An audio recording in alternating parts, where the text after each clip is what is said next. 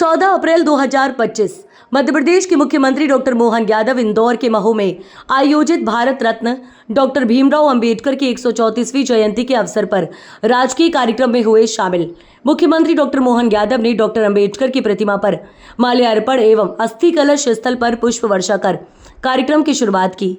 महू से स्थित जन्म स्थान पर हर साल श्रद्धालु और अनुयायियों की मौजूदगी में पूरी आस्था और गरिमा के साथ मनाए जाने वाले इस कार्यक्रम में मुख्यमंत्री डॉक्टर मोहन यादव ने कहा कि मैं भारतीय संविधान के निर्माता भारत रत्न बाबा साहब डॉक्टर भीमराव अंबेडकर की जयंती पर उन्हें नमन करता हूं। उन्होंने कहा कि डॉक्टर अंबेडकर के जीवन के योगदान बहुत आयामी हैं। उन्हें भारत में भविष्य की चुनौतियों का आभास हो चुका है। यद्यपि उनका जीवन बहुत कठिनाइयों के साथ बीता, लेकिन वह ऐसे व्यक्ति थे जिन्होंने स्वयं के संघर्ष से सीख ली और अपने जैसे दूसरे लोगों की मदद की। बाबा साहब ने स्वयं की शिक्षा में कोई कसर नहीं रहने दी। इससे ये प्रेरणा मिलती है कि व्यक्ति के जीवन में शिक्षा में कोई कभी कमी नहीं रहनी चाहिए। मुख्यमंत्री डॉक्टर मोहन यादव ने कहा कि बाबा साहब डॉक्टर अंबेडकर द्वारा समाज के बंधुत्व और उत्थान के लिए किए गए कार्य भूतो न भविष्यति। बाबा साहब अमर रहे।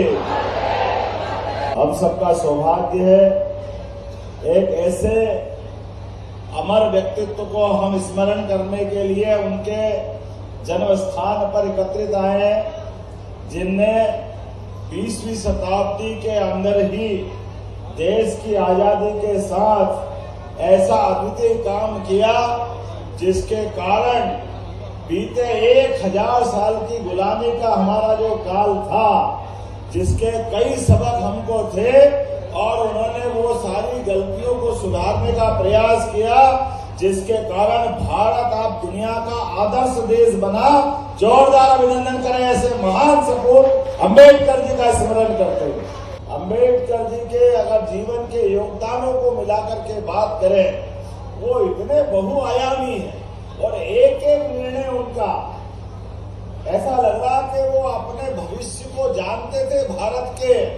इसलिए भारत के भविष्य के अंदर उठने वाली चुनौतियां, आने वाली कठिनाइयां, ऐसे सारे मामलों को अंबेडकर जी ने अपने जीवन काल में, यद्यपि उनका जीवन बहुत कठिनाई का है, लेकिन हम सब जानते हैं कि जो कठिनाई के बाद अच्छे मुकाम पे पहुंच जाए, लेकिन अंबेडकर जी ऐसे व्यक्तित्व के धनी नहीं थे। उन्होंने अपने जीवन में जो संघर्ष किया, उस संघर्ष से सबक लेते हुए भविष्य में अपने भाई बहन कभी ऐसा कोई कठिनाई आए, उसके खिलाफ लगातार संघर्ष करते रहिए।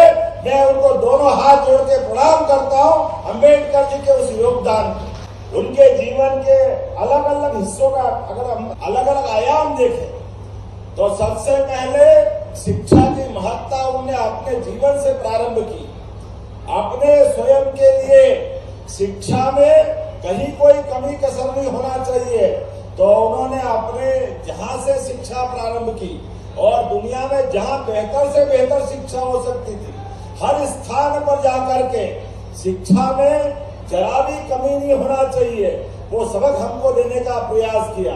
मैं सौभाग्यशाली हूँ यशस्वी प्रधानमंत्री नरेंद्र मोदी जी का, जिन्होंने अंबेडकर की जो ऐसी स्मरणीय उनकी स्थान है, उनको पंच तीर्थ के रूप में मान्यता दी। जोरदार अभिनंदन करें माननीय मोदी जी का।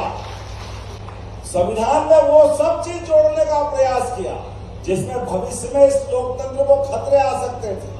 तमाम प्रकार का इतना बड़ा देश, इतनी विविधता, ऐसे में लोकतंत्र के अंदर वो सब कुछ समाहित करना बहुत चुनौती थी।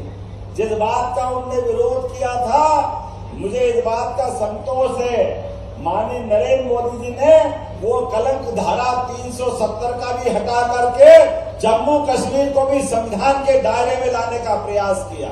हमारी सरकार देश और दुनिया में जो भी अंबेडकर जी को स्मरण करते हुए यहाँ आएंगे, उनके लिए सारा प्रबंध हमारी सरकार के द्वारा किया जाएगा। कोई कोर कसर नहीं रहेगी, सारी व्यवस्था जुटाने का काम हमारी सरकार के माध्यम से होगा।